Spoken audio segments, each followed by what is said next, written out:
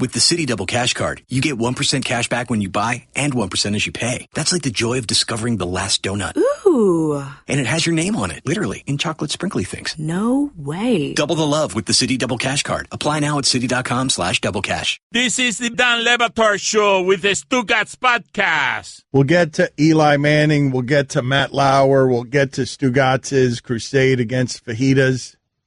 But I wanted to start here with the idea, Stugotz. Wouldn't you like it if Sunday's going to be fun? Sunday at noon is going to be fun because they're going to announce who the 4 teams are in college football. Yes. And I just wish that they did these announcements the way that we just did the last hour of radio, where you're going in on the committee and Kirby Hocutt, the athletic director at Texas Tech, is saying, you know, I can't put Wisconsin in because I don't believe in their formula of 5 330-pound white guys running for, blocking for a 3,000-yard black running back since the dawn of time. Mm-hmm. I don't trust it. Right. Instead of like giving you power ratings and everything else, doing what the fan is out there doing, which is Wisconsin can't be good. They're never good. They're always that. Right. They just happen to be 11-0 or 10-0 or whatever they are this year. And who wants to see that? Nobody wants to watch that. Yeah. Nobody. It'd be great if they didn't get in, and that was the reason. That's no right. one wants to see even that. That would be even better. Yes. They discussed it the way that we did. And I apologize in advance, Wisconsin, for saying that all your teams have been the same, but your quarterback's been the same guy for 20 years.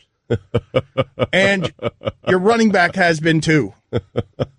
Whether it's Ron Dane or Melvin Gordon. It doesn't matter. It doesn't matter. Correct. And it's like nobody wants to see that. I would love Kirby Hocutt to just come out and say, sorry, Wisconsin's number 5 after winning the conference. Why? Because nobody wants to see that. They lose to Ohio State, right. And Ohio State gets in. Everybody would agree with that. I mean, Wisconsin they would feel terrible, but Wisconsin would also agree. Wisconsin, you know what? You're right. We're kind You're of boring. right. We've been the same team for 15, 20 years. And to be honest, the basketball team's been the same thing for a lot of that time, too. Don't trust any of us. Yeah. What is it about their teams, man? Barry Alvarez. Oh.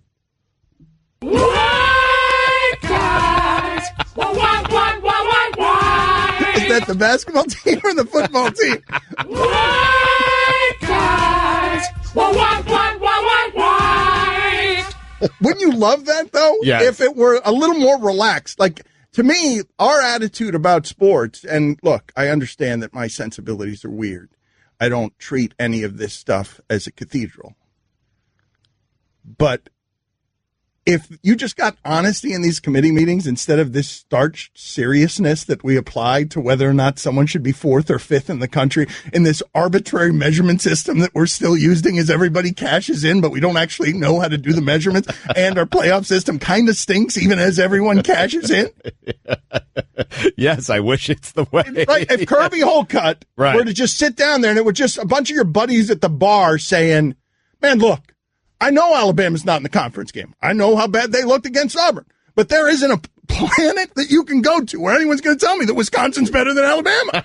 Like, that's how the committee did it. And, like, I will not discuss this. It's non-negotiable. I want Kirby Hocutt to do it as, like, a wrestling heel. Like, look, I know Wisconsin's undefeated and won its conference, and I know Alabama's got one loss and didn't play anybody and didn't even play in the SEC title game. We all know Alabama, if it played Wisconsin, would beat Wisconsin.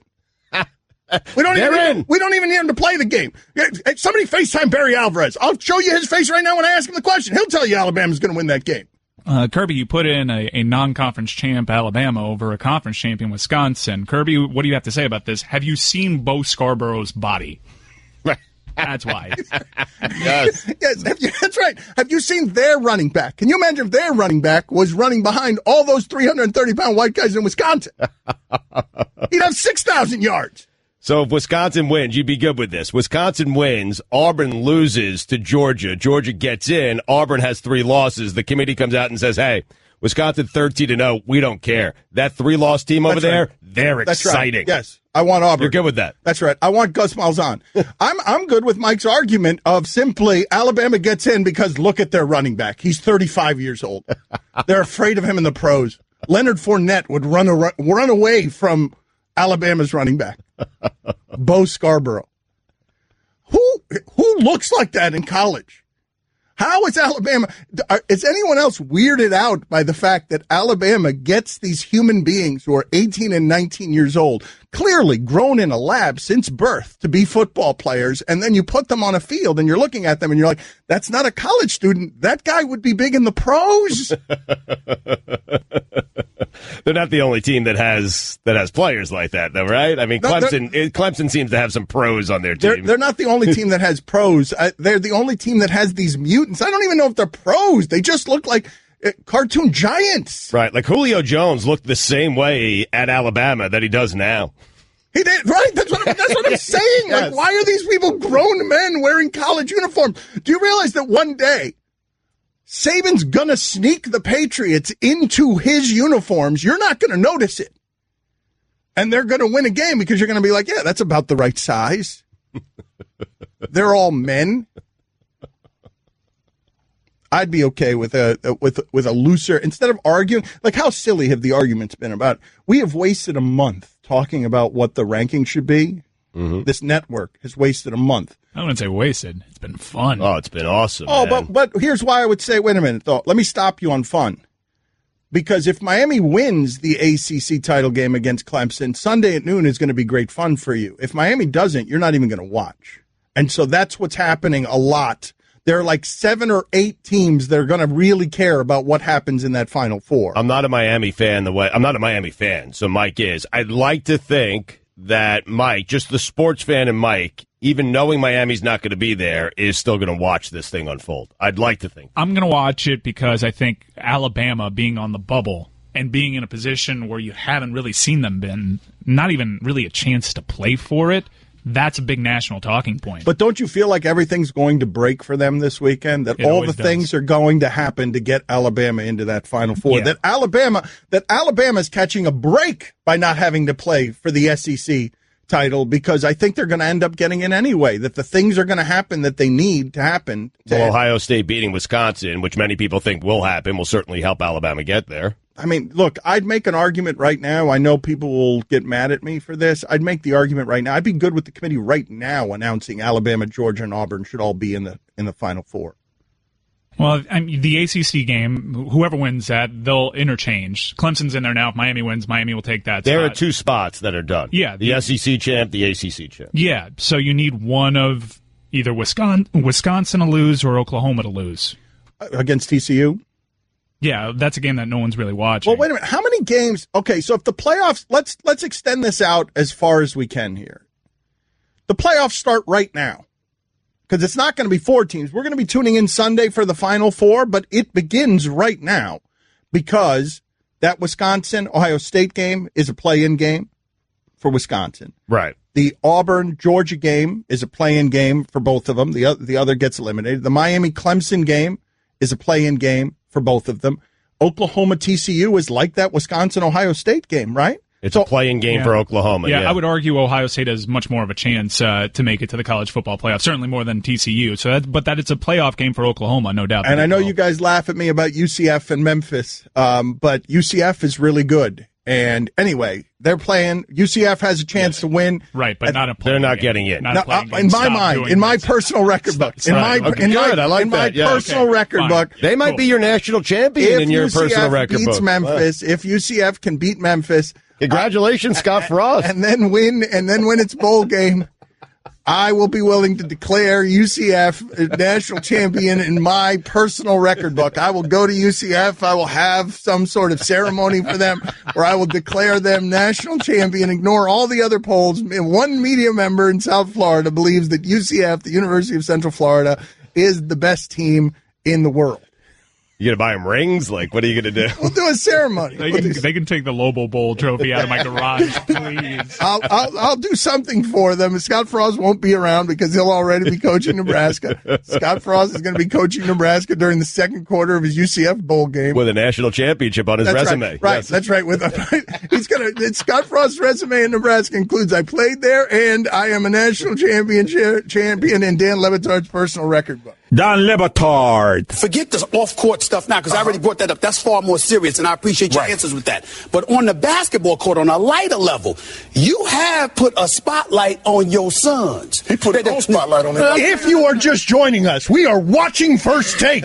We go back now to live coverage. Stugotz. But Daddy elevating him the way that you do. You cutting checks. Your son's going to have to cash his max. Cutting no checks. Y'all the one trying to cash these checks. LeVar, does it ever seem to you like everyone's outraged by a lot of people who Max, get out of the way, Max! Yeah. Max, get out of the way! This is the Dan Le Batard Show with the Stugotz on ESPN Radio. Dan Mullen, hired by the Gators, does the press conference thing of these guys got to get some rest in December because they're about to go through hell. Conditioning program unlike any in the country. All right. Because I'm Dan Mullen.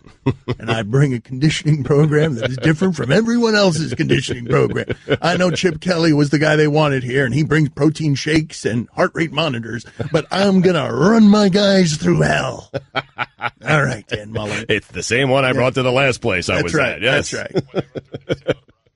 Dan Mullen. When they run through hell, make sure they say hi to Art Briles.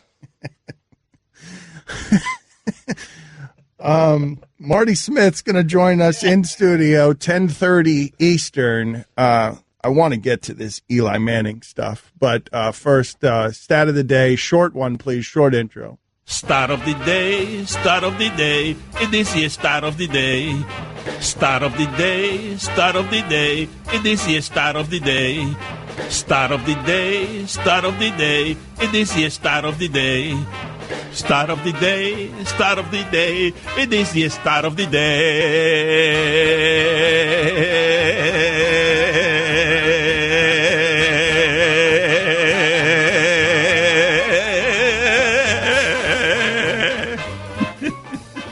Over the time that Eli Manning has been the quarterback of the Giants, the Cleveland Browns have had 24 starting quarterbacks.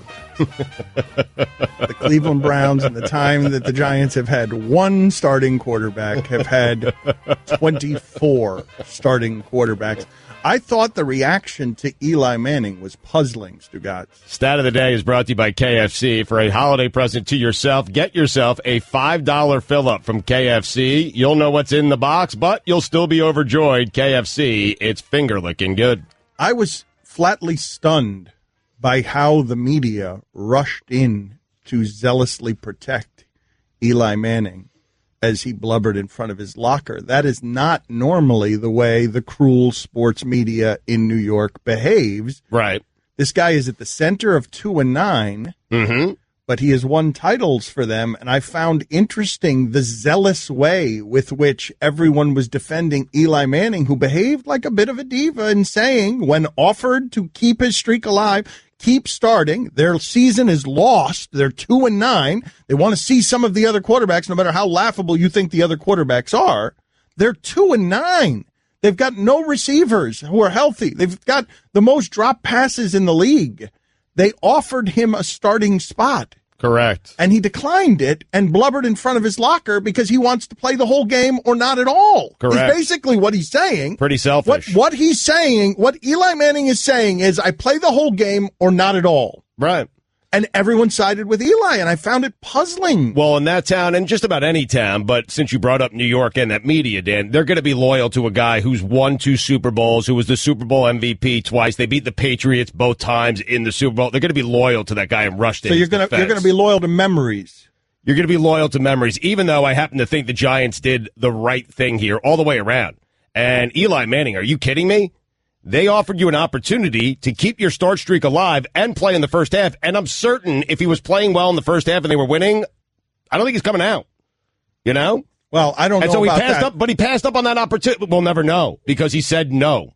Like a petulant little child. He said went to his locker and started to cry. No, wait, hold on. That's a bad job by Eli. Hold on. And all this loyalty nonsense, really. The guy who refused to take a snap and put his foot down in San Diego, that's the guy we're making a big deal about? Seriously.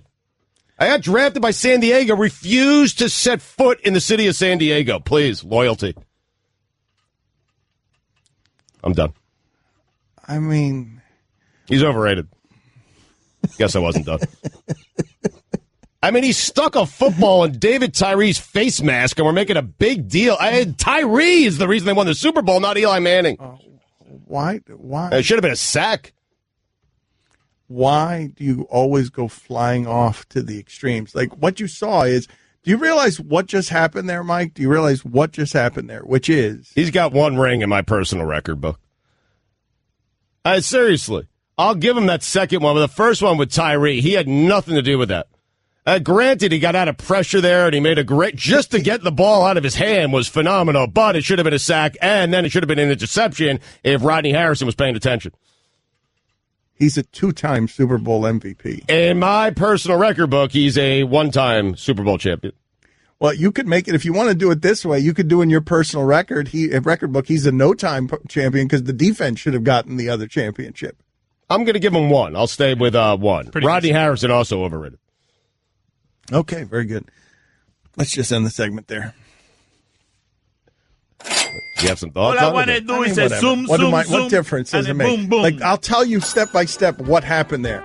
Right. I was in a position where I was having a take that was running counterculture, and then you just went off into the extremes and started ripping Eli Manning, which isn't it's not where I was headed. Oh, where were you headed? Yeah, well, it doesn't matter. It doesn't matter anymore. I was actually having a different take, but you took it so out to the far-flung extreme. I'll tell you where Eli's not headed in my personal record book, and that's Canton. He doesn't deserve to be there. I can't believe this big deal we're making about Eli Manning. The Giants are the right thing. They're going to draft a quarterback next year. Eli will play quarterback for the Jacksonville Jaguars. And by the way, Coughlin, I don't need your opinion on this. You're no longer with the team. You haven't been there 2 years. Like, keep your beak out of the Giants' issues. Seriously, worry about your team, your quarterback, who stinks, by the way. Hold on. Worry about him. Hold on. Stop worrying about Eli Manning. Hold on. You forgot the adjective. And you also have 1 ring, Coughlin. In my personal record. In my personal record. You forgot a couple of adjectives before Tom Coughlin's beak. What, his frozen face? Didn't you call him a red, crusty beak? Oh, the frozen red, crusty beak. Yeah, I'm getting lathered up here, man, because I'm so tired of Coughlin really weighing in on the Giant situation. Run the Jaguars, man. Are you going to playoff team? What a weird thing to make you tired. What a strange thing to dedicate any of your energies to. It seems like tampering, doesn't it? I mean, Coughlin, always in Eli's corner. Like we don't know where Eli's playing quarterback next year. Go ahead, Tom. I don't know. What about Denver? He's not going to Denver. Or his brother did it. I mean, Bortles is better than Eli at this point, isn't it? Is he? I don't know. I don't think so. In my personal record book. Most drivers today don't realize that they're running their car into the ground. Smart drivers do, however, and they can do something about it because they use Hum by Verizon. Tell them, Stugotz. Driving can be as unpredictable as game day. You are the worst, man. The worst. I know. And the best. Don Le Batard. Is Mick Jagger a sex iguana? 73% of the audience said yes. Yeah! That's a victory for the show! Stugotz. Mick Jagger, sex iguana! This is the Don Le Batard Show with the Stugotz on ESPN Radio. ESPN Radio is presented by Progressive Insurance. The Dan Le Batard Show is brought to you by Pennzoil Synthetics, taking synthetic motor oil performance to a whole new level. Make the switch to Pennzoil Synthetics today. Guest on the Dan Le Batard Show appear via the Shell Pennzoil Performance line. Marty Smith is in studio right now. It's a Marty party on a Wednesday here. Woo! We love having him. Do you live? Are you living here now? Basically. All right. I got an apartment over here. All right. He just taught me that there's a parking spot outside this building we've been in for several years. You can park 30 minutes there. It's a loading zone. He's just coming in and out. It's a quickie. It has the yellow curb. I know. He's part He knows we're living dangerously. It says 30-minute parking. 30 minutes says the 7 a.m. to 1 p.m. Mm-hmm. Loading zone, 30 minutes, very strictly enforced. We're sure that they're out there hawking us with chalk right now. Here's your SportsCenter update. The New York Giants are benching quarterback Eli Manning, and Geno Smith will start this weekend against the Oakland Raiders. The latest official college football playoff rankings, they were released last night on ESPN. Clemson, your new number 1, followed by Auburn, Oklahoma, and Wisconsin. And finally, Mars's sky is opposite of Earth. The sky is blue during sunrise and sunset and red during the day. Huh. Wow. Wow. Yeah. That's why that's there. Is that astrological knowledge or planetarium knowledge? Please stop. Okay. No matter what your budget is, take the JCPenney Holiday Challenge and find surprising gifts at even more surprising prices. Save on toys, apparel, and name brand gifts your family will love. Come into the store or go to jcp.com and get everything on your list for less than you think. JCPenney. For all the latest headlines and information, tune in the Sports Center on ESPN Radio all throughout the day. So Marty Smith ostensibly is down here for college football, but he blows through here. This is funny because I'll just show up. I mean, well, this was hello, okay? It's not just that he just shows up. He parks outside illegally, thunders in, comes in, pink shirt, hair gel, looking perfect in every way. And instead of hello, I get Matt Lauer, boys. Yep. Yikes. Yeah. Yeah. It's like I thought. Do you have more than just yikes on it? Because it's really the only thing you've said about Matt Lauer. Yikes. I mean, it's I will say that I woke up this morning and I turned on the internet on my telephone, and that's the first thing that I saw was President Trump tweeting about Matt Lauer. I mean, it's crazy. It is crazy. So yikes is all like. Wow. That's good commentary. Yep. Thank you. That's what they pay me for. If you're just joining us, if you don't know anything about this, Matt Lauer has been engulfed in career flames, and what matters there is the details on what comes next, who was victimized by Matt Lauer. The details are coming. But NBC, this is a fairly extraordinary gesture for them to fire. They must know a lot more than we do to get out in front of this and fire, to welcome this. To welcome what they've welcomed today in firing Matt Lauer, right? They must know that some of the details back here are wrong. Oh, they have to, right? Like really bad. I mean, he's the centerpiece of one of their biggest franchises, and yes, they absolutely. Just one of those people that lives in our living room. You know, he's one of those faces and one of those personalities that's revered and beloved in our living rooms and trusted, and that's why it's so shocking. Well, the thing is about shocking, though, that I mean, Tiger Woods returns today. Hasn't won a major in 9 years. Like, I don't know why we're shocked by men who are famous behaving like rock stars when most of us would have. Like, I don't know why we keep getting shocked thinking that we know these people because they're on the magic tube. But you don't know me.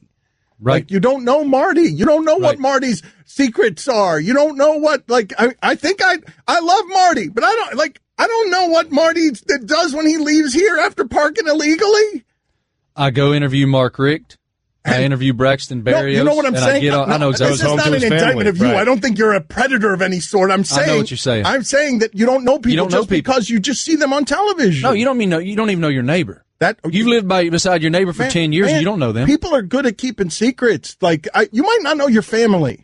You might not know your family. People are good at keeping secrets. Dan, I'm not making like what Tiger did was not as bad as what Matt Lauer did, but Tiger cheated on his wife, okay? Mm-hmm. What Matt Lauer is being accused of, which is sexual misconduct in the workplace, I think that's jarring to a lot of people. I know, but I need to find out what it is. Yeah, because, right now, we don't have any details. Right now, I mean, you need to know, are we talking about sex crimes? Are we talking about sexual harassment? Are we talking about Katie Couric saying in 2012 that Matt Lauer would always pinch her on the butt, but she was being playful back then, that she was doing a public interview? This wasn't she wasn't making an accusation against Matt Lauer. She was saying, like, this is the relationship we have. Hell of a party so far, Marty. I'm sorry. It's okay. No, you don't need to be sorry. It's the news of the day. It is news of the day. I ruined the Marty party. I got a sign. It's okay. I mean, you haven't taken your eyes off the sign. There's a sign in here that reads on the Marty party. Yes, it's beautiful too. It's very colorful and magical, and I have a interesting facial expression. How about that facial? It's sort of like an Elvis lip, isn't it? Is it an Elvis lip? Can you tell us what you know about college football? Who do you know to be good? Who are you positive is good? Auburn. I saw them last weekend against Alabama. I was at the Iron Bowl. I watched the entire game from the field, and I was very impressed. They're playing the best football in the country right now. But they would have lost if that game was at Alabama, right? No. Well, maybe. We don't know that, obviously. No, I mean, but Marty, hold on. With that being said, like, I agree, Auburn's very good, but you're not going to be surprised. No one's good enough where you're going to be surprised if Georgia beats Auburn. Nothing will surprise me. Right. Anybody could lose at any time. I think Auburn, the biggest takeaway from that Iron Bowl for me was that they exposed Alabama's weaknesses. Being able to go vertical. Alabama has 77 five-star linebackers, but the fact is they're hurt at that position, and Auburn runs the football very well. Auburn is nasty as hell in the trenches, both on the offensive line and on the defensive line, and they proved it.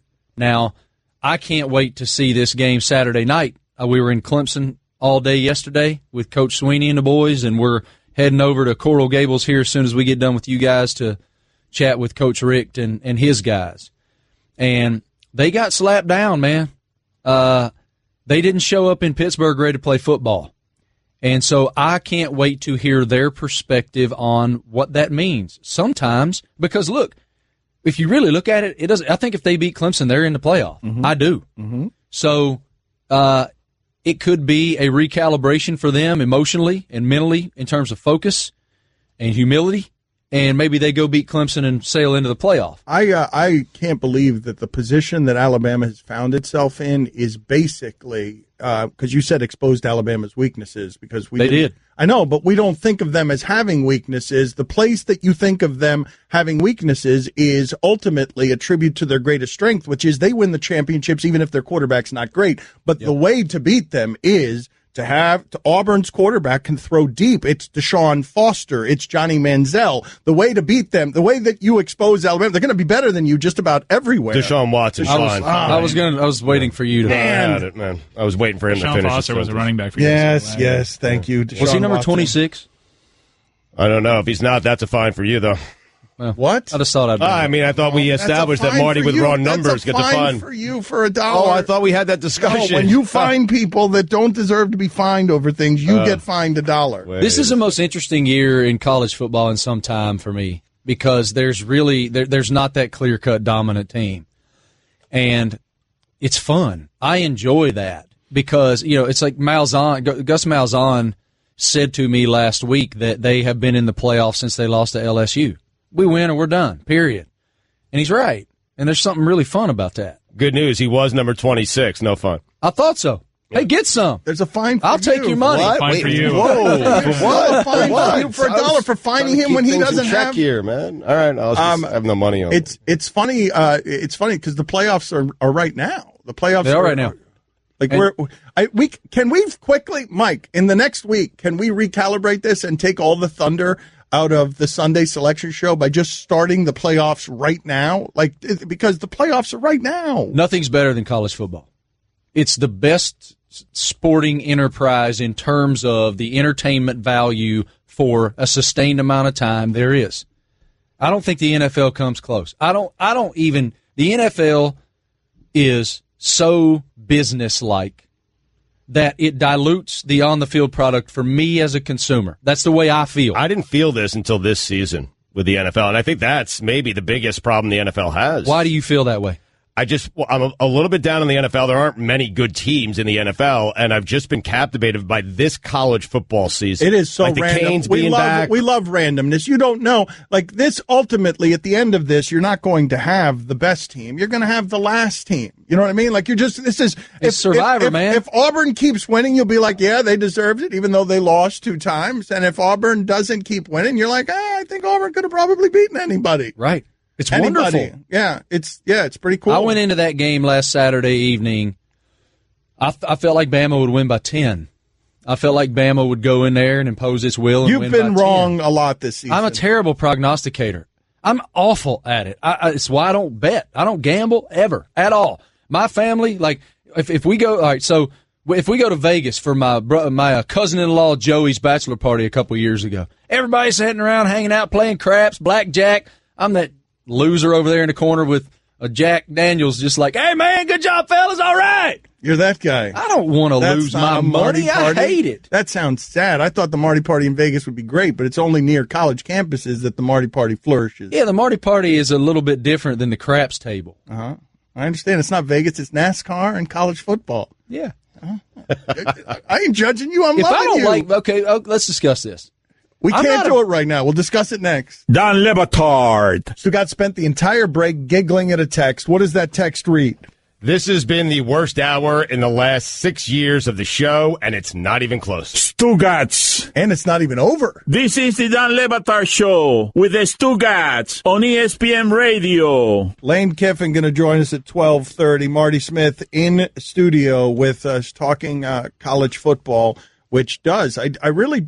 For all the talk that we have about people complaining that this system is better than the last system, but the 5th team is always going to complain if it's 4 teams. Right. If we just recalibrated this, if we just marketed it different, we could be talking right now about it feeling like a 10-team playoff, because that's what's happening beginning right now. Well, it lined up perfectly this year. I'm not certain. I have to go back and look and see if it lined up the same way in past years, but you have 2 play-in games, SEC and ACC, and essentially a play-in game for Wisconsin against Ohio State. Right, and what will really be interesting... And Oklahoma. And Oklahoma, I guess, look, yeah. TCU can beat Oklahoma. All right? They can. Well, but anybody Gary Patterson's a defensive mastermind. But anybody can beat anybody, right? Like that's anybody right. That's can exactly beat anybody. Right. In this season's college football, in this moment, any team can beat any team. And, obviously within reason, the great teams can beat the great teams. Now, if it doesn't happen this weekend, if Wisconsin beats Ohio State and Oklahoma beats TCU and everything's staying Clemson. Nobody wants Miami. Wisconsin, Marty. Say it. Right. Nobody, even though you're impartial, you're a reporter, you're not biased in any way, you're objective. It certainly you're a journalist. seems that Nobody way. wants Wisconsin, It Marty. certainly Just seems say it that way. Like Marty, say it. As the voice of reason and journalistic competence and fairness, say it. Nobody I like wants cheese Wisconsin. and beer, man. Okay. All right, I like cheese and beer. All right. That works. That's fair. But it certainly seems like nobody wants Wisconsin, and quite frankly, nobody's giving them a chance. Everybody thinks Ohio State's going to boat race them. Boat racing. Baby, boat racing. We're boat racing. So I don't understand what that expression means. I don't either. You've been using it your entire life. I really like saying it, though. A boat gets out front, and you can't catch it. Mike Ryan. I know, but what if it's a close race? Then it's not a boat race. Yeah, a boat race is a yard sale. Like a boat race is a whooping. Race them.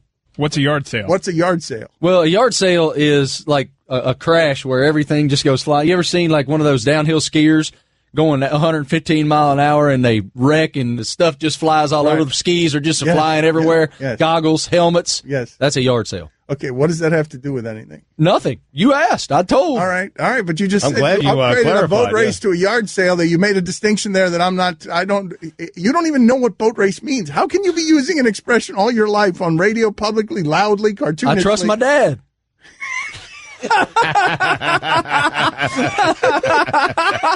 I trust my old man. God rest your soul there, Dad. Leo Harvey Smith, too, by God. What you just did to me. That's unfair what you did to me. Sorry. Truth hurts sometimes, Jack. So, son, listen. When someone blows another team out, just say boat race. It's a whooping. Okay. A whooping's good. All right, whooping's good. We all understand what a whooping is. I have broadened the lexicon. I think we need a Marty Smith translator. Of the Levitard show. I think we need to have a translator. You know what would be a really funny segment? A really funny segment would be Siri trying to translate my directions.